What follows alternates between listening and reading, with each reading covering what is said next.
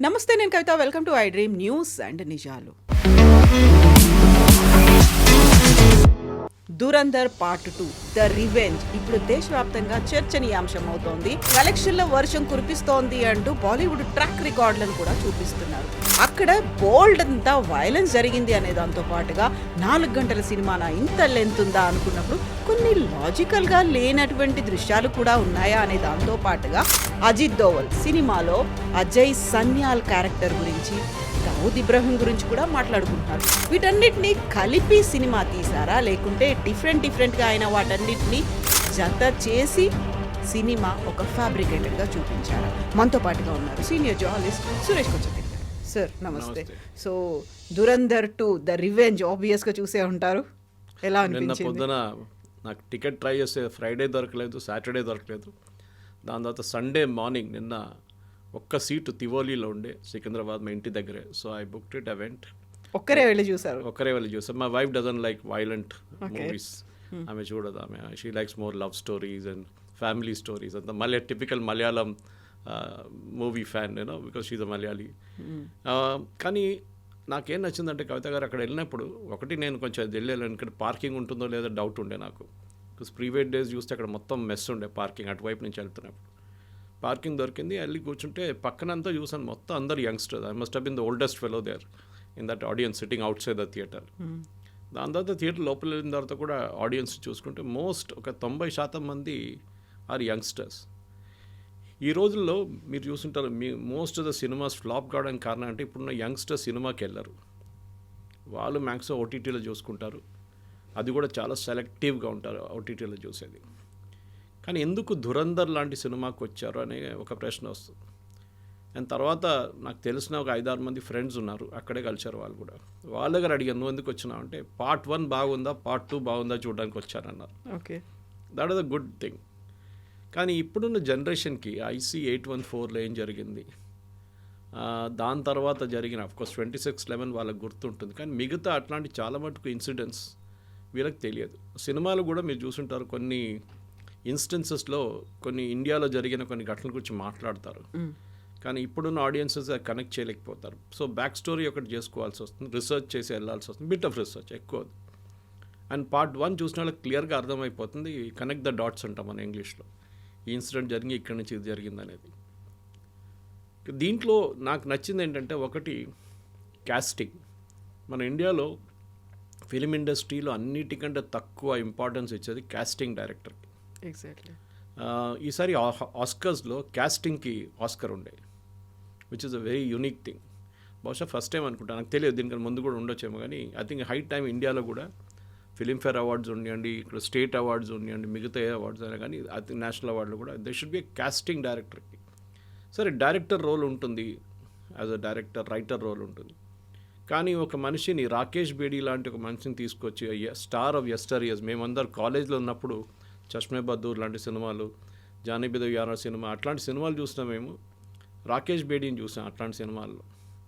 ఆయన ఇప్పుడు తీసుకొచ్చి ఇన్ని సంవత్సరాల తర్వాత ఒక రోల్ చేయించినప్పుడు చాలా బాగా చేశారు ఆయన. అందరూ లుకే లైక్ క్యారెక్టర్స్ లాగే ఉన్నారు. కరెక్ట్. సో దాంట్లో ఒక రియాలిటీ ఉంది. సో నాకు అదొకటి చాలా బాగా నచ్చింది. రెండోది of course is writing. What I was told is, ఈ పార్ట్ 1 షూట్ చేసినప్పుడే పార్ట్ 2 కూడా షూట్ చేశారంట. సో దట్ ఇదంతా బ్యాంకాక్లో జరిగింది. సెట్స్ అని బ్యాంకాక్లో సెటప్ చేశాయి, అక్కడే చేశారు. లియారీ అనే టౌన్ అంత మొత్తం అక్కడ.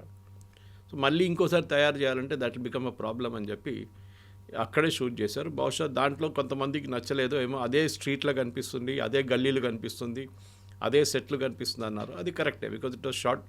దానికోసం వాళ్ళు డేట్ కూడా డిసైడ్ చేశారు, March 19. కానీ సినిమా రిలీజ్ కాగానే కొంతమంది లెఫ్టిస్ట్ అని చెప్పొచ్చు, లేకుంటే యాంటీ మోదీ క్యారెక్టర్స్ అని చెప్పొచ్చు, కొంతమంది లిబరల్స్కి వాళ్ళకు ఒక మెల్ట్డౌన్ జరిగింది. ఒకటి వాళ్ళు అడిగింది ఏంటంటే, మీరు ఇది ఈద్ టైంలో రిలీజ్ చేశారు సినిమా, అదొకటి. రెండవది, సినిమాలో ముస్లిమ్స్ని విల్లన్స్గా చూపిస్తున్నారు, రెండవది. మూడవది, ఎలక్షన్స్ వస్తుంది ఇప్పుడు అస్సాంలో, వెస్ట్ బెంగాల్లో, తమిళనాడులో, కేరళ అండ్ పుదుచ్చేరిలో. ఈ టైంలో ఎందుకు రిలీజ్ చేశారు? కశ్మీర్ ఫైల్స్, కేరళ ఫైల్స్ లాగా దీన్ని కూడా అలాగే టైం చూసుకొని మనం ఒకసారి రివైండ్ చేద్దాం. Will take question 3 first. Third one March 19th release చేశాను చెప్పి ఫస్ట్ పార్ట్ 1 రిలీజ్ చేసినప్పుడు చెప్పారు. ఆ డేట్ కూడా ఇచ్చారు. ఏదో మార్చ్ ఒక రోజు అని చెప్పలేదు, ఏప్రిల్ ఎప్పుడో అని చెప్పలేదు, March 19th అని చెప్పారు చాలా క్లియర్గా. సో ఎందుకంటే వాళ్ళు ఆల్రెడీ షూట్ చేసుకున్నారు, సో వాళ్ళకి తెలుసు. కరెక్ట్, లాస్ట్ మినిట్ సెన్సార్ బోర్డులో చాలా ప్రాబ్లమ్స్ ఉండే, 21 కట్స్ రికమెండ్ చేశారు. దాని తర్వాత మలయాళం అండ్ తెలుగులో ఈవెన్ తమిళ్లో డబ్బింగ్లో కొన్ని డైలాగ్స్ ప్రాబ్లంగా వచ్చింది. ఎందుకంటే మనం పంజాబీ గాలీస్ ఇస్తున్నప్పుడు దాంట్లో లిబరల్గా పంజాబీ గాలీస్ ఉన్నాయి. వాళ్ళు మాట్లాడుతూ అట్లనే మాట్లాడతారు. మనం ఢిల్లీకి వెళ్తే తెలిసిందే, ఇఫ్ యూ పంజాబీ ఫ్రెండ్స్, వాళ్ళు ఎవ్రీ సెకండ్ వర్డ్ వాళ్ళ అమ్మగారు నాన్నగారు ముందు కూడా అట్లనే మాట్లాడతారు వాళ్ళు. So they have no such problem. కానీ తెలుగులో తమిళ్లో మళ్ళీ మలయాళంలో ట్రాన్స్లేట్ చేసినప్పుడు ఇష్యూస్ వచ్చింది. సో సెన్సార్ బోర్డ్ కొన్ని రోజులు ఇన్ఫ్యాక్ట్ ప్రివ్యూ షోస్ క్యాన్సిల్ అయినాయి చాలా మటుకు కేరళలో తమిళనాడులో అంతా. బట్ ఇది so the date was already decided. So అప్పుడు ఎలక్షన్ అనౌన్స్ చేయలేదు కదా, సో మీరు కంప్లైంట్ చేసి ఫైదా లేదు, ఎందుకంటే డైరెక్టర్స్ ఆర్ డిసైడెడ్ డేట్ అప్పుడే. రెండవది, ముస్లిమ్స్ని విలన్గా చూపించట్లేదు దాంట్లో. పాకిస్తానీ ఆర్మీ కానీ పాకిస్తానీ ముస్లిమ్స్ వాళ్ళు చేసిన అత్యాచారాల గురించి మాట్లాడుతున్నాను. ఆ పాయింట్కి తర్వాత వస్తాను నేను. Why the second point just remind me. Point number 1 ఇంకోటి ఏంటంటే, ఈ స్టోరీ ఒక గవర్నమెంట్ ప్రాపగాండా లాగా ఉందని చెప్పారు. ఒక సినిమా అనగానే అండ్ స్పెషలీ దాంట్లో ఒక ఫస్ట్ 5 నిమిషాలు ఒక డిస్క్లైమరే ఉంటుంది పెద్దది. మీరు చూసారు కదా, ఫస్ట్ 5 minutes ఓన్లీ డిస్క్లైమర్. కానీ ఫస్ట్ టైం నేను చూసింది ఏంటంటే, అక్కడ జియో లోగో వచ్చినప్పుడు విజిల్ కొడుతున్నారు, హాట్స్టార్ లోగో వచ్చినప్పుడు మళ్ళీ విజిల్ కొడుతున్నారు. నాకు అర్థం కాదు వీళ్ళకి కూడా పాపులారిటీ ఉందా అక్కడ అని చెప్పి. సో ఎనీవే, ఒక ప్రాపగాండా మూవీ అని చెప్తే I would say cinematic liberty ఉంటుంది. మనం ఏ సినిమాని తీసుకోండి, ఇప్పుడు one of the earliest movies నేను కాలేజీలో ఉన్నప్పుడు చూసింది, మా సిస్టర్ స్కూల్లో షూట్ చేసిన ఒక సినిమా ఉండే. అది ఐ థింక్ ట్రెండ్ సెట్టింగ్లో it became the number 1 cinema later. ఆ తర్వాత దాని ఒక షార్ట్ ఖైరతాబాద్ ఫ్లైఓవర్ మీద చూశాను నేను. అప్పుడు నాకు అర్థం కాలేదు ఈ సినిమా ఏంటి. ఆ సినిమా పేరు Satya, okay, Ram Gopal Varma. It was shot in కీసై స్కూల్ దట్ టైం. దాంట్లో ఒక సీన్ ఉంది, ఖైరతాబాద్ ఫ్లైఓవర్. అప్పుడు కొత్త కట్టారు ఆ ఫ్లైఓవర్ ఆ టైంలో. సో మనం సత్యాన్ని ఒక బెంచ్ మార్క్గా పెట్టుకున్నప్పుడు ఆ టైంలో వైలెన్స్ అని చెప్పడానికి, yes it was a movie. కానీ ఇక్కడ వైలెన్స్ ఉందా, ఎక్స్ట్రీమ్ వైలెన్స్ ఉందా, ఉంది. But it connects with the audience. అది మీరు ఒక షట్టర్ వేసి మనిషిని చంపడం కానీ, ఫస్ట్ దాంట్లో పేపర్ మనకి 10 కిలోలు వెయిట్ బాట్ తీసుకొని కొట్టడం, దీంట్లో తల కోసి తీసుకెళ్ళి ఫుట్బాల్ ఆడడం, ఇదంతా జరిగింది. It is not that it did not happen, it actually happen. In fact ఆ తల కోసిన సీను మన ఒక ఇండియన్ సోల్జర్తో జరిగింది. యాక్చువల్లీ మన ఇండియన్ సోల్జర్ని ఒకరిని కిడ్నాప్ తీసుకెళ్ళి తల కోసి వాళ్ళు ఫుట్బాల్ ఆడుకున్నారు. ఒక సీన్ రియల్గా ఉంది, జరిగింది పాకిస్తాన్లో. సో దీంట్లో ఇన్సిడెంట్స్ కనెక్ట్ చేస్తున్నప్పుడు మనకు మొదలు కావాల్సింది అంటే, ఫస్ట్ ఇస్ బంగ్లాదేశ్ వార్ గురించి. దీంట్లో చాలా మటుకు ఒక బ్రిగేడియర్ ఉన్నారు, మన మేజర్ ఇక్బాల్ వాళ్ళ ఫాదర్, అని రిపీటెడ్గా చెప్తారు. సో ఈ పాకిస్తానీ సైకీలో బంగ్లాదేశ్ ఓడిపోవడం అనేది వాళ్ళకు 71 వారే మిగతా ఏ వార్ కన్నా వాళ్ళు ఓడిపోయింది, దానికంటే చాలా ఎక్కువ వాళ్ళకి డ్యామేజ్ జరిగింది 71 వార్లో. అది కూడా బంగ్లాదేశ్లో. పాకిస్తాన్ వైపు ఓడిపోయారు, దే డోంట్ మైండ్. వాళ్ళ చేతి కరాచీ దాకా వచ్చాం మనం, లాహోర్ దాకా వచ్చాం మన సైన్యం. కానీ ఇందిరాగాంధీ ఎంతో వాళ్ళు రిటర్న్ పిలిపించుకున్నారు ఆ టైంలో. కానీ పాకిస్తాన్ అక్కడ ఆ రోజు చేసిన అత్యాచారాల గురించి ఆయన మాట్లాడుతున్నారు చూడండి, బంగ్లాదేశ్ మహిళలతో చేసిన అత్యాచారాలు. అది కాకుండా వాళ్ళ ప్రిజనర్ ఆఫ్ వార్స్ని ఎట్లా ట్రీట్ చేశారు మన ఇండియన్ ఆర్మీ, అది వాళ్ళ మైండ్లో ఎప్పుడు కూడా ఉంది. దానికోసం మీరు చూడండి కవిత గారు, మీరు మా వైపు బొలారం వైపు అంతా వస్తే చాలా చోట్ల మీకు ఆర్మీ ఏరియాస్లో ఆ ఫేమస్ సరెండర్ సీన్ ఒక ఫోటోగ్రాఫ్ ఉంది ఢాకాలో. ఆ రోజు Pakistani Niazi is signing the surrender document. అది ఒక ఫ్రెస్కో ఉంటుంది చాలా చోట్ల. దాట్ ఇమేజ్ అగైన్ ఇస్ ఒక పాకిస్తానీగా చూపిస్తే, ఎస్పెషలీ ఆర్మీ ఆ టైంలో వచ్చిన ఆర్మీ, ఇప్పుడు చాలామంది లేరు, చనిపోయి ఉంటారు ఇప్పుడు, కానీ వాళ్ళకు ఒక బ్లాక్ మార్క్ లాగా ఉండేది. దాన్ని కరెక్ట్ చేయడానికే తర్వాత భుట్టో, తర్వాత ఈవెన్ ఏం చెప్తారు, even Zia ul Haq mention this statement, bleed India with 1000 cuts. అంటే భారతదేశాన్ని మేము కంటిన్యూస్గా హెరాస్ చేస్తూనే ఉంటాం. అది పఠాన్కోట్ ఉరి ఉండొచ్చు, మన పుల్వామా ఉండొచ్చు, తర్వాత మన పెహల్గాం ఉండొచ్చు, మిగతా చాలా అట్లా అటాక్స్ జరిగేది మన మీద. కానీ మనం ఎప్పుడు ఒక ప్యాసిస్ట్ నేషన్గా ఉండే మనం. అంటే జరిగింది కదా, ఏం చేయాలి, మహాత్మా గాంధీ ఫిలాసఫీ, ఇది ఈ చెంప మీద కొడితే ఈ చెంప చూపించాలి. కానీ దీంట్లో మనం చూసాం 2022లో అనుకుంటాను, I remember this gentleman's name, నా ఫోన్లో ఎక్కడ ఉంది, నేను చూసుకుంటాను. But the idea is to bring that thing back Kavitha garu. ఎందుకు ఇది తీసుకొచ్చారు, ఆయన పేరు చాలా ఇంపార్టెంట్ అన్నమాట. సో ఈ మనిషి IC-814 హైజాకింగ్లో ఇన్వాల్వ్ ఉన్నారు. He was one of the hijackers. Afghanistan కాబుల్లో ఆగిన కండహార్లో జరిగినది. His name is Zahid Ibrahim Mistry, original name. ఈ సినిమాలో సీన్ చూపిస్తారు ఆయన్ని. ఆయన ఒకరోజు 2022లో ఆయన పెద్ద IC-814 వచ్చిన తర్వాత పాకిస్తాన్ ఆర్మీ వాళ్ళని చూసుకున్నారు. ఈయన ఉండే ఏరియా పేరు Clifton is like Banjara Jubilee Hills of Pakistan, Cuff Parade of Pakistan, Golf Links of Pakistan చెప్పొచ్చు, ఢిల్లీలో ఉన్న అట్లా అంటే పాషెస్ట్ ఏరియా. అక్కడ ఆర్మీ వాళ్ళు ఉంటారు అందరు, most army officers stay there and politicians. ఈ పరిస్థితుల్లో అక్కడ ఈయనని పేరు మార్చుకున్నారు ఈయన. And he was given a plush apartment, ఒక కొత్త ఫర్నిచర్ బిజినెస్ మొదలుపెట్టారు. ఆ రోజు ఈ సీన్ చూపిస్తారు. ఆ రోజు పొద్దున ఆయనకు ఒక కస్టమర్ వస్తున్నాడు, చాలా వెల్దీ కస్టమర్. ఆయన పెద్ద ఇల్లు తీసుకున్నాడు, ఫర్నిచర్ కావాలి, మీరు వెయిట్ చేయండి అని చెప్పారు. సీక్వెన్స్ ఆఫ్ ఈవెంట్స్ చూడండి. ఆయన్ని పిలిపించారు. యూజువల్లీ షాప్కి రారు. ఆ రోజు వచ్చి షాప్ బయట వెయిట్ చేస్తున్నారు ఈయన కోసం, ఒక హోండా సిటీలో వెయిట్ చేస్తున్నప్పుడు ఇద్దరు బైక్ మీద వచ్చి ఆయన పేరు అడుగుతారు, ఒరిజినల్ నేమ్ అడుగుతారు. Actually he goes by the name Zarur Akhund, పేరు మార్చుకున్నాడు. కానీ వీళ్ళు వచ్చి అడిగే పేరు మిస్త్రీ. ఆ మిస్త్రీ హైక్యా అని అడుగుతారు. బిఫోర్ హీ కెన్ రియాక్ట్ కొట్టేస్తారు. మీకు గుర్తుంటుంది అది తర్వాత జరిగిన దాంట్లో కూడా ఒక సీన్లో Ajit Doval as that another hijacker Bharat మాతాకి చేయమని చెప్తారు. ఎందుకంటే ఆ రోజు Rupin Katyal one of the passengers గొంతు కోసిన one of the fellows was this Mistry. So ఆయన్ని కూడా కొట్టే ముందు ఫస్ట్ షాట్ కొట్టిన తర్వాత బైక్ మీద వచ్చినవాడు చంపినోడు చెప్తాడు, రెండో బుల్లెట్ ఇది రూపిన్ కత్యాల్ కోసం అని చెప్పి కొడతాడు. సో దాంతో నా చాప్టర్ ఫినిష్ అయిపోయింది. సో మన వైపు చూసి చేసేదానికి మనం డెఫినెట్గా జవాబిస్తామని చెప్పింది ఆపరేషన్ సింధూర్లో తెలిసింది. దానికన్నా ముందు ఉరీలో వీ డిడ్ సర్జికల్ స్ట్రైక్, పుల్వామాలో బాలకోట్ స్ట్రైక్ చేశాం. సో 2022 తర్వాత మన దగ్గర ఉన్న ఇంటెలిజెన్స్ ఏజెన్సీస్, అది రా ఉండొచ్చు, ఇంటర్నల్గా IB ఉండొచ్చు, ఎక్స్టర్నల్ అండ్ ఇంటర్నల్గా మిలిటరీ ఇంటెలిజెన్స్ ఉండొచ్చు, వీళ్ళు చాలా మట్టుకు పాకిస్తాన్లో మన వైపు మన మీద చేసిన ఏం చెప్తారు టెర్రరిస్ట్ అటాక్స్ని ఎవరు చేశారో వాళ్ళని వెళ్ళి కొట్టడం మొదలుపెట్టారు. ఎందుకంటే మనం డిప్లొమాటిక్లీ మాట్లాడుకుని మేము యునైటెడ్ నేషన్స్కి వెళ్తాము, లేకుంటే we'll go to international court of justice. అది 26/11 తర్వాత మనం మొత్తం ప్రూఫ్ ప్రొవైడ్ చేసాం వాళ్ళకి, కంప్లీట్ ప్రూఫ్ ప్రొవైడ్ చేసాం. వాళ్ళే వచ్చారు, వాళ్ళు చెప్పారు మేము కూడా వస్తాం ఇన్వెస్టిగేషన్. ఏం చేశారు, ఏం చేయలేదు. ఫస్ట్ వాళ్ళు నిరాకరించారు, వాళ్ళు చెప్పారు దే వర్ నాట్ పాకిస్తానీస్ అని చెప్పారు. తర్వాత అంగీకరించారు because Kasab was in custody. So మన ఒక మార్పు ఆ సినిమాలో దురందర్లో ఇదే చూపిస్తున్నారు. ఆ మార్పు మోదీ గారు ఫేమస్ డైలాగ్ ఒకటి ఉంది కదా, ఘర్ మే ఘుస్కే మారేంగే, నయా Bharat high Ghar May ఘుస్కే.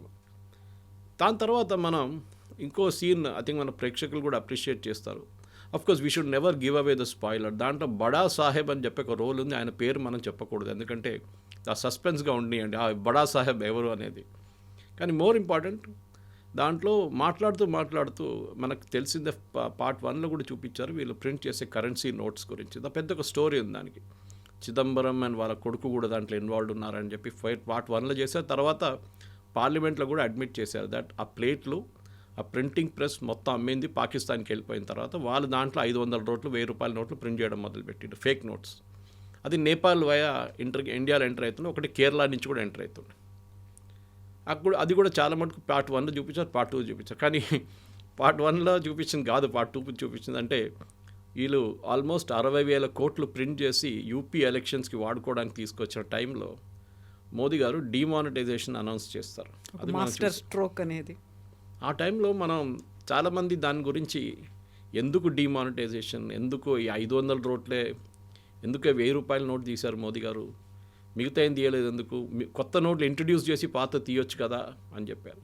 It was a sudden decision. నాకు ఈ రోజు కూడా గుర్తుంది, I was flying from Delhi, దేనో ఒక మీటింగ్కి వెళ్ళాను ఢిల్లీకి. వస్తున్నప్పుడు ఎయిర్పోర్ట్లో దిగి I was waiting to collect my luggage. అప్పుడు నా దగ్గర డబ్బులు ఎక్కువ లేకుండే టాక్సీకి క్యాబ్కి ఇవ్వడానికి.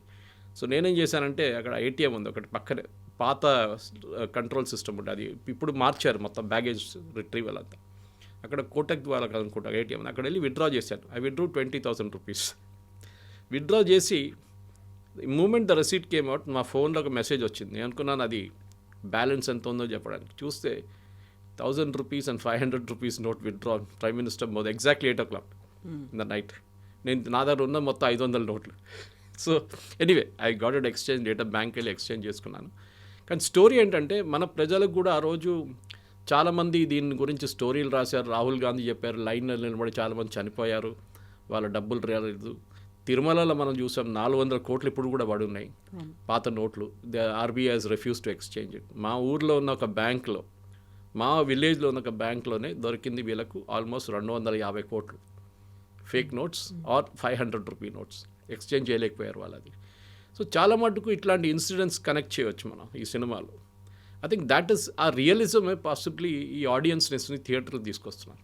కాకుండా ఇదంతా రియలిజం అనుకున్నప్పుడు డిఫరెంట్గా ఎక్కడెక్కడో ఏదో డిఫరెంట్ ప్లేసుల్లో ఆయన అన్నీ కలుపుకొని అదంతా ధురంధరే చేశారు, అదన్నింటినీ చేయించింది సన్యాల్ సాబ్ చేయించారు అన్నట్టుగా చూపించడం. నిజంగా ధురంధర్ అనే క్యారెక్టర్ ఎగ్జిస్టెన్స్లో ఉండిందా? ధురంధరే ఇవన్నీ చేశాడా? దానికి సర్జికల్ స్ట్రైక్ కావచ్చు, లేకుంటే ముంబై బాంబ్ బ్లాస్ట్లు కావచ్చు, 60,000 కోట్ల బ్లాక్ మనీ కావచ్చు, ఆ తర్వాత ఈ వరుస ఇన్సిడెంట్స్ ఘర్ మే గుస్కే మారేంగే, వీటన్నిటికీ అక్కడుండి ఆయన చేశాడో, ఆయన ఇచ్చినటువంటి స్పై నిఘాతో వచ్చినటువంటి సమాచారాన్ని రిలేట్ చేసుకునే జరిగింది అనేది. అజిత్ దోవల్ గారి లైఫ్ హిస్టరీ చాలా మటుకు ఛానల్స్లో ఉన్నాయి. ఇప్పుడు కొన్ని పుస్తకాల్లో కూడా వచ్చినాయి ఆయన లైఫ్ హిస్టరీ. ఆయన ఇప్పుడు రాయలేదు కానీ నేను మాట్లాడారు ఆయన కొన్ని సందర్భాల్లో. ఈ is from Garhwal, usually Garhwal UP నుంచి. కానీ he was Kerala cadre IPS officer. కేరళలో పనిచేశారు ఇనీషియల్ డేస్లో. ఐ థింక్ ఈ was an SP in Kottayam. అప్పుడు కోഴിకోడ్ వైపు ఒక రైట్ జరిగింది, కమ్యూనల్ రైట్.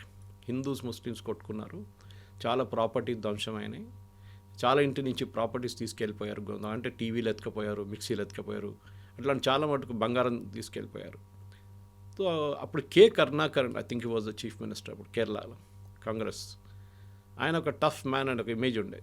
సో ఆయన్ని డీజీపీని అడిగారండి. అప్పుడు డీజీపీ నేనేం చేయమంటారు ఇప్పుడు, how do we tackle this issue అంటే ఆయన చెప్పారు, మన దగ్గర ఒక యంగ్ ఐపీఎస్ ఆఫీసర్ వచ్చాడు ఇప్పుడే, అజిత్ దోవల్ ఆయన పేరు, సెండ్ హిమ్ దేర్ అని చెప్పారంట.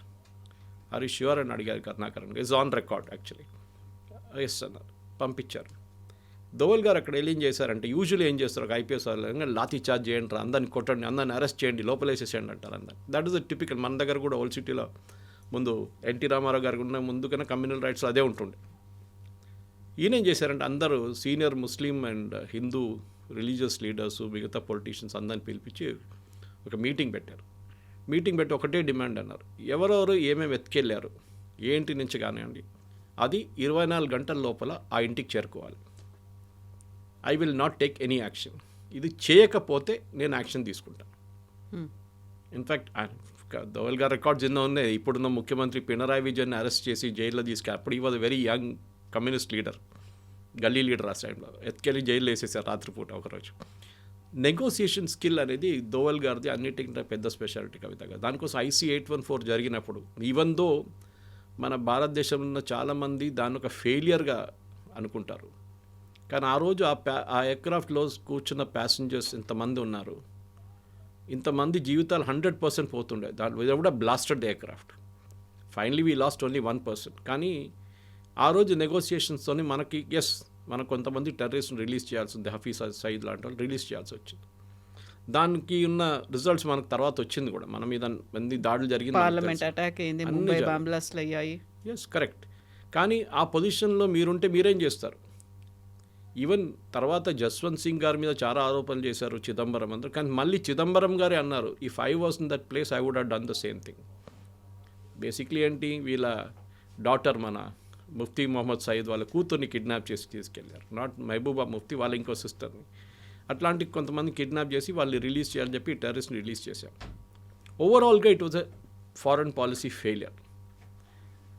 ఇప్పుడు కూడా చాలామంది ఇంక్లూడింగ్ రాహుల్ గాంధీ కానీ వాళ్ళ పార్టీ వాళ్ళు అంటారు, ఇదే అజిత్ దోవల్ ఈ టెర్రరిస్ట్ని తీసుకెళ్లారు రిలీజ్ చేయడానికి. కానీ ఆ టైంలో ఫస్ట్ వాళ్ళు అడిగింది 300 మందిని. దాన్ని అజిత్ దోవల్ గారు నెగోషియేట్ చేసి 30కి తీసుకొచ్చారు. తర్వాత ఇక్కడ ఢిల్లీ నుంచి వచ్చిన మెసేజ్ అంటే 30 కూడా మనం ఇడవలేము, we will make it 3. And finally 3 మందిని రిలీజ్ చేశారు. అదొక స్కిల్ ఉంది దాంట్లో, మనం మెచ్చుకోవాలి. కానీ అజిత్ దోవల్కి అన్నిటికంటే పెద్ద ఒక రివెంజ్ అనేది అదే ఉండిపోయింది. దానికోసం ఆ వర్డ్ కూడా చూడండి, దురంధర్లో రివెంజ్. ఎందుకంటే ఇది చేసిన వాళ్ళని నేను చూసుకుంటాను ఒకరోజు, ఇవాళ కాకపోతే రేపు వేసుకుంటాను వీళ్ళని. వాళ్ళని ఉన్నారు హైజాక్ చేసిన వాళ్ళని అందరు ఇప్పుడు ఎవరు లేరు. This is typical Israeli strategy. Israel మీద ఎవరైనా దాడి చేస్తే లేకుంటే ఇజ్రాయలీ సిటిజన్స్ని ఎవరైనా చంపితే వాళ్ళ దాంట్లో మ్యూనిక్ ఒలింపిక్స్లో 11 మంది అథ్లీట్స్ని చంపారు చూడండి. ఆ మ్యూనిక్ ఒలింపిక్స్ చంపిన అథ్లీట్స్లో I think they was 8 terrorist if I'm not mistaken, 8 or 9. 9 మందిని కూడా ఇజ్రాయెల్ చంపారు. The last fellow was killed about 15 years after the incident. 1972లో జరిగింది. దీని తర్వాత 15 years తర్వాత లాస్ట్ ఒకడు బ్రెజిలియన్ రెయిన్ ఫారెస్ట్ లోపల దొరికింది. అక్కడ వెళ్ళి చంపారు వీళ్ళు ఇజ్రాయలీస్. సో మన దగ్గర కూడా అది ఉండాలి. సో ఎందుకంటే ఒక భయం అనేది దీనికన్నా ముందు లేకుండే.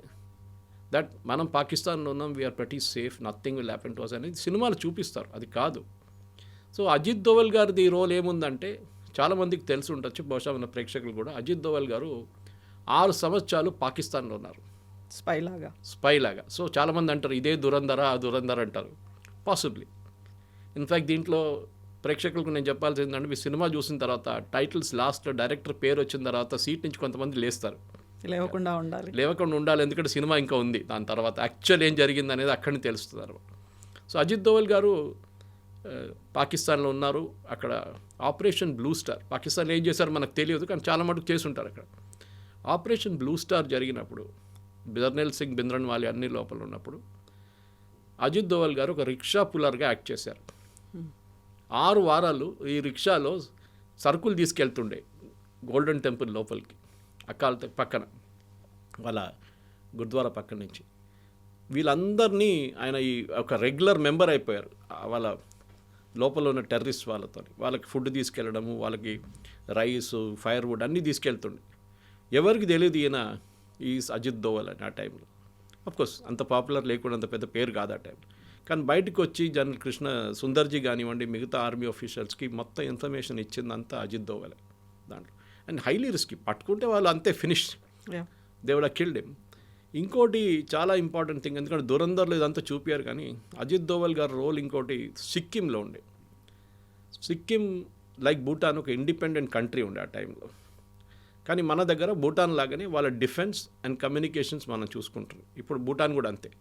భూటానీస్ ఆర్మీ అనేది ఒక చాలా చిన్నది, మొత్తం వాళ్ళ ఆర్మీ మొత్తం మనమే చూసుకుంటాం. ఇన్ఫ్యాక్ట్ డోక్లాం అని మాట్లాడతాం చూడండి, మన చైనాతో Doklam is actually in Bhutan. And మన ఆర్మీతోనే అక్కడ గొడవ జరిగింది అప్పుడు కూడా చైనీస్కి. భూటానీస్ ఆర్మీ కాదు అక్కడ. సిక్కింలో అక్కడ ఒక మొనార్కీ ఉండే ముందు, ఇప్పుడు భూటాన్లో ఉన్నట్లే. కానీ భూటాన్లో ఉన్నంత డెమోక్రటిక్ కాదు, వాళ్ళకు చాలా కరప్ట్. అండ్ అక్కడ ఒక సిఐఏ యాంగిల్ ఉండే, ఎందుకంటే ఆ టైంలో CIA wanted to tackle Tibet. Ajit Doval గారిని పంపించారు. One of his earliest assignments when he was a youngster పంపించి ఐబీ నుంచి ఆయన అక్కడ వెళ్ళి ఈ రాజులతో వ్యతిరేకంగా ప్రొటెస్ట్ చేస్తున్న వాళ్ళ దగ్గర మాట్లాడచ్చు. Is negotiating skill again. మాట్లాడి ఇంత గొడవ చేసి ఏం చేయలేరు మీరు, ఇన్స్టెడ్ ఆఫ్ మనం పని చేద్దాం, రాజు మీద ప్రెషర్ పెడదాం, మొనార్కీ మీద, టు డూ ఎ రెఫరెండం, అంటే ఓట్, మన ఇండియాతోనే వెళ్ళాలన్నా మనం ఇండిపెండెంట్గా ఉండాలన్నా. It was considered almost impossible. కానీ అజిత్ దోవల్ గారు అది కన్విన్స్ చేసి వాళ్ళని ఒక మూమెంట్ క్రియేట్ చేసి అక్కడ, and Sikkim became 22nd state in the Indian union ఆ టైంలో. అదొక పెద్ద, ఎందుకంటే ఆ సిక్కిం అనే మన చేతి నుంచి పోయి ఉంటే ఆ రోజు మనకి భూటాన్ పక్కన సిక్కిం ఈ రెండు మన చేతి నుంచి పోతుంది. సో అప్పుడు నాథులా పాస్ కానివ్వండి, మిగతా చైనీస్ వైపు ఉన్న క్రాసింగ్స్ అంతా we would have lost it forever. కానీ అదొక చాలా పెద్ద ఇది ఉండే. దీని తర్వాత సిక్కింలో ఉన్నప్పుడే అజిత్ దోవల్ గారు, దాని తర్వాత దానికన్నా కొన్ని రోజుల తర్వాత తెలియదు కానీ మళ్ళీ వెళ్ళి 3 సంవత్సరాలు చైనాలో ఉన్నారు. కొంతమంది 6 అంటారు, ఆయన క్లియర్గా డిఫైన్ చేయట్లేదు. లేకపోతే హీ అగ్రీడ్ ఈ వెంట్ టు చైనాలో ఉన్నారు.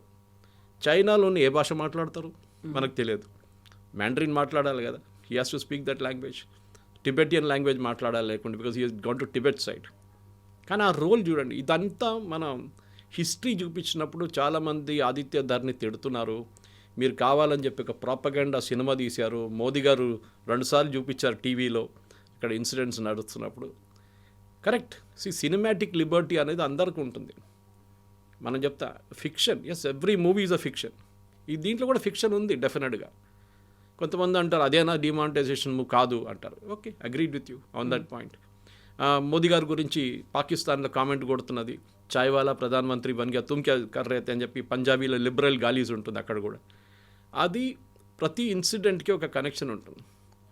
అండ్ మనం గుర్చుకూడదు, మన దాంట్లో was it Ravindra Nayak or some there's one spy who Ravinder Kaushik Ravindra Kaushik, ఆయన ఒక మన వైపు నుంచి నుంచి వెళ్ళిన ఒక ఏజెంట్ పాకిస్తాన్లో దూరారు చాలా సంవత్సరాల ముందు. I think was in 70s or 60s or 70s. ఆయన పాకిస్తాన్లో వెళ్ళి అక్కడ కరాచీలో చదువుకొని యూనివర్సిటీలో డిగ్రీ తీసుకొని, of course had a Muslim name, married a girl from there. తర్వాత పాకిస్తాన్ ఆర్మీలో జాయిన్ అయ్యి he went up to the rank of major. కానీ భారతదేశానికి మన రాకి కంటిన్యూస్ ఇన్ఫర్మేషన్ వస్తుండే అక్కడి నుంచి.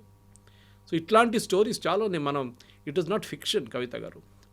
కానీ దీంట్లో ప్రాబ్లం ఏంటంటే, ఒక ఆర్మీలో మీరు రెగ్యులర్ బ్యాటిల్ చేస్తే మీకేమైనా అయితే మీకు మెడల్ ఇస్తారు, ఇక్కడ అన్నోన్గా వెళ్ళిపోతారు, మీకు పెన్షన్ ఇస్తారు, మీకు గ్యాస్ ఏజెన్సీ ఇస్తారు. But if you caught as a spy మిమ్మల్ని ఎవ్వరు అంగీకరించరు, ఇంక్లూడింగ్ ఎవరైతే అక్కడ డిప్లాయ్ చేశారో డినై చేస్తారు, మాకు తెలియదు అంటారు.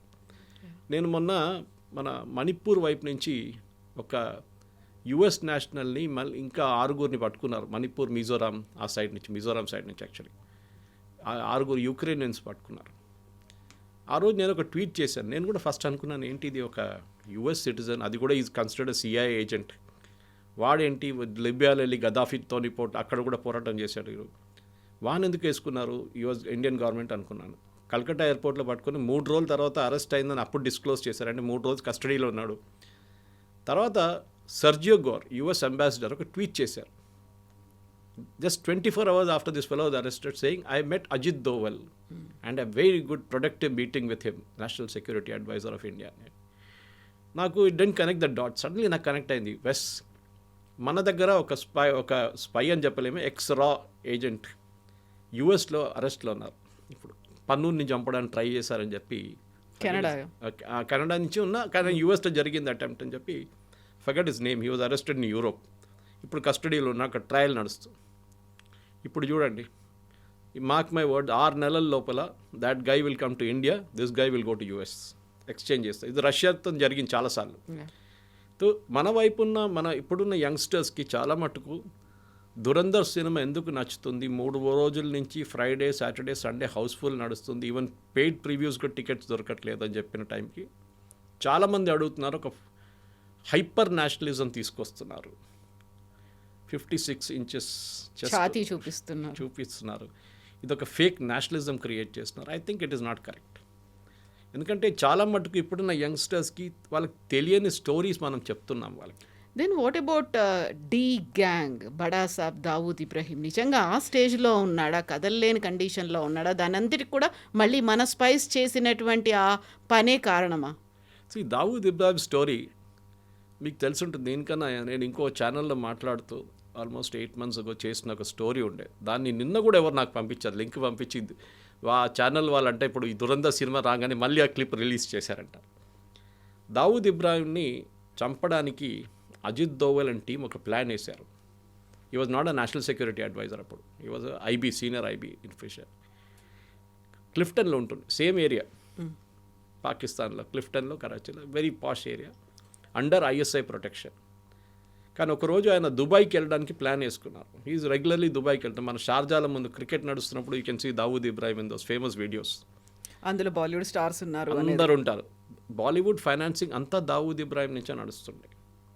మీరు చూడండి, గుల్షన్ కుమార్ని చంపిన కాంట్రవర్సీ నుంచి మిగతా అన్నీ చూస్తే కంప్లీట్ డీ గ్యాంగ్ ఫండింగ్ ఉంటుండే మన దగ్గర. దాని తర్వాత ముంబై బ్లాస్ట్ కానివ్వండి, దాని తర్వాత జరిగిన చాలా మటుకు టెర్రర్ ఇన్సిడెంట్స్లో దావూద్ ఇబ్రాహిం చేయఉందని తెలిసిపోయింది మనకి. దావూద్ ఇబ్రాహింని వాడుకున్నారు ఐఎస్ఐ, ఆర్డిఎక్స్ ల్యాండ్ చేయడానికో లేకుంటే ఫండింగ్ తీసుకురావడానికో, సినిమాలతో ఫండింగ్ చేసింది. నేను ఆర్విఎస్ మనీ అని చెప్పి formerly under secretary of home, retired, ఆయన పద్మశ్రీ వచ్చింది రీసెంట్లీ, ఆయన పద్మశ్రీ ఇచ్చారు. ఆయన నేను ఇంటర్వ్యూ చేశాను 2-3 సార్లు. ఇంటర్వ్యూ చేసినప్పుడు ఆయన ఒక ఇంటర్వ్యూలో చాలా క్లియర్గా, then I was the CEO of Janam TV, CEO Janam TV, మాట్లాడుతున్నప్పుడు ఆయన ఒక మాట అన్నారు, Suresh, I was posted on behalf of so and so ministry, obviously home ministry in Mumbai, cinema funding గురించి తెలుసుకోవడానికి. అండ్ ఈ was given a post in the censor board, అక్కడ centre board of film certification supervision, not actual censor. ఆయన అన్నారు నా పని ఏముంటుండే అంటే ఫైనాన్సింగ్ తెలుసుకోవడానికి. అండ్ ఈ was saying one of the biggest financing Malayalam సినిమాలు కూడా నడుస్తుండే, హిందీ కాకుండా కూడా. 50 కోట్లు ఒక సినిమా అనౌన్స్ చేసింది. ఆ టైంలో 50 కోట్లు అంటే పెద్ద అమౌంట్. అనౌన్స్ చేసి హీరోకి 5 కోట్లు లేకుంటే 3 కోట్లు, హీరోయిన్కి 1 కోటి, మిగతా అందరికీ డబ్బులు పంచిపెట్టేస్తారు. ఆ సినిమా ఎప్పుడు రిలీజ్ కాదు. దాని తర్వాత వచ్చిన మనిషి కనిపించడు, ప్రొడ్యూసర్ లేడు, డైరెక్టర్ లేరు, ఎవరు లేరు. బ్లాక్ మనీ డిస్ట్రిబ్యూషన్ అయిపోయింది, రిటర్న్ వచ్చేస్తుంది మళ్ళీ అది. ఆ 3 కోట్లు ఇచ్చినోడు 20 లక్షలు పెట్టుకొని మిగతా డబ్బులన్నీ లీగల్గా ట్రాన్స్ఫర్ చేసేస్తారు వాపస్. ఇది జరుగుతుంది. సో దావూద్ ఇబ్రాహిం రోల్ చాలా మటుకు మన దేశంలో జరిగిన టెర్రరిస్ట్ ఇన్సిడెంట్స్ అండ్ కనెక్షన్. కానీ దాంట్లో అతీక్ అహ్మద్ రోల్ ఒకటి ఉంది, మీరు చూసుంటారు. Atiq Ahmed was a gangster in UP. Phulpur అనే కాన్స్టిట్యున్సీ ఉంది కవిత గారు, మీరు వినుంటారు. ఆ ఫుల్పూర్ కాన్స్టిట్యున్సీలో 3 సార్లు ఎలక్షన్ గెలిచిన మనిషి పేరు Jawahar Lal Nehru. It was the constituency of the Gandhis, అంటే నెహ్రూ గాంధీ ఫ్యామిలీ. ఒక టైంలో అక్కడి నుంచి I think it was VP Singh who won from there. కానీ అక్కడి నుంచి అతీక్ అహ్మద్ ఇండిపెండెంట్గా 3 సార్లు గెలిచారు. ఆయన 17 సంవత్సరాలు ఉన్నప్పుడు స్కూల్లో ఫెయిల్ అయిన తర్వాత ఎగ్జామ్లో ఫస్ట్ మర్డర్ 17 ఇయర్స్లో చేశారు. ఆఫ్టర్ దట్ ఆయన మీద 100 మర్డర్ కేసెస్లు, ఎక్స్టార్షన్, కిడ్నాపింగ్ అన్నీ ఉన్నాయి. ఆయన జైల్లో తీసుకెళ్ళి ఆయన చాలా టైం జైల్లో ఉంటుండే, ఎందుకంటే ప్రొటెక్షన్ జైల్లో బెటర్ ఉంటుందని చెప్పేసి. బయట ఉంటే చంపేస్తారు. కరెక్ట్గా అదే జరిగింది, సినిమాలు కూడా చూపిస్తారు. కోర్టుకు తీసుకెళ్తున్నప్పుడు చంపేశారు. So connection was correct. He was not involved in fake currency. అది మనం we have to give my licence, we have to give my freedom for that. అది సినిమాటిక్ లిబర్టీ తీసుకున్నారు. ఎవరో తల మీద పెట్టాలి కాదని చెప్పి అతీక్ అహ్మద్ తల మీద పెట్టేశారు. కానీ ఈ వాజ్ పక్కా గ్యాంగ్స్టర్. సమాజ్వాదీ పార్టీ తర్వాత, దానికన్నా ముందు అప్నా పార్టీ అని ఒక పార్టీ ఉండే. ఇప్పుడు అనుప్రియ యాదవ్ అని చెప్పి వీళ్ళ క్యాబినెట్లో మోదీ గారి అనుప్రియ పటేల్ మోదీ గారి క్యాబినెట్లో her father head set up the party ఆ టైంలో.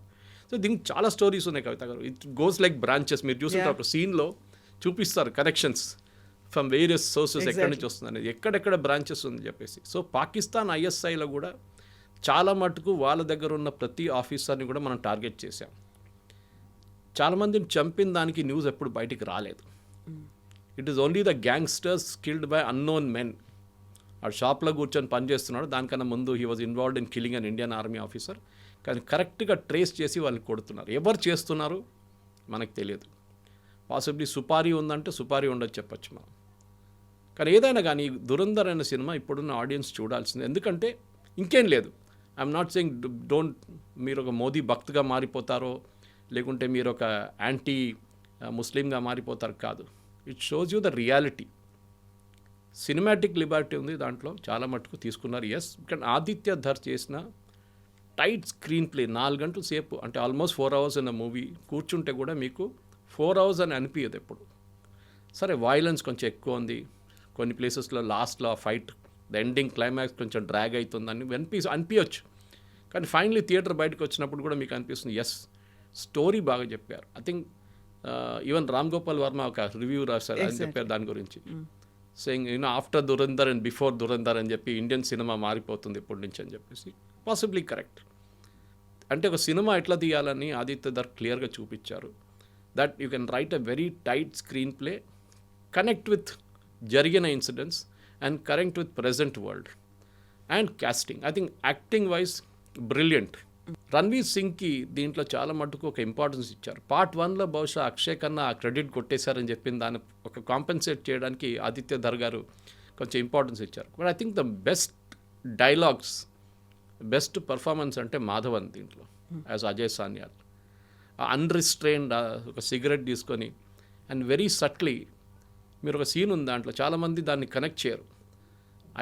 ఒక ఇండియన్ ఎయిర్లైన్స్ ఎయిర్క్రాఫ్ట్ డోర్ దగ్గర నిలబడి ఈ స్మోకింగ్ అ సిగరెట్.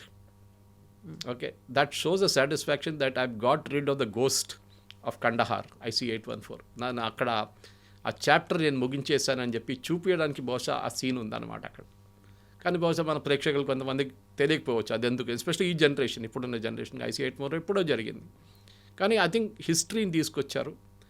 పార్ట్ 3 ఉందా అంటే పాసిబ్లీ ఉండొచ్చు, బట్ అనౌన్స్మెంట్ లేదు. So we have to see. But I think నేను రామ్ గోపాల్ వర్మ గారు చెప్పినంత మట్టుకు బిఫోర్ ఆఫ్టర్ దురంధర్ అని చెప్పాను. కానీ ఒక సినిమాటిక్, ఇప్పుడు తెలుగు సినిమాలు కూడా తీసినప్పుడు ఒక బాహుబలి కానీ మీరు చెప్తారు, ఇప్పుడు బాహుబలి బిఫోర్ అండ్ ఆఫ్టర్.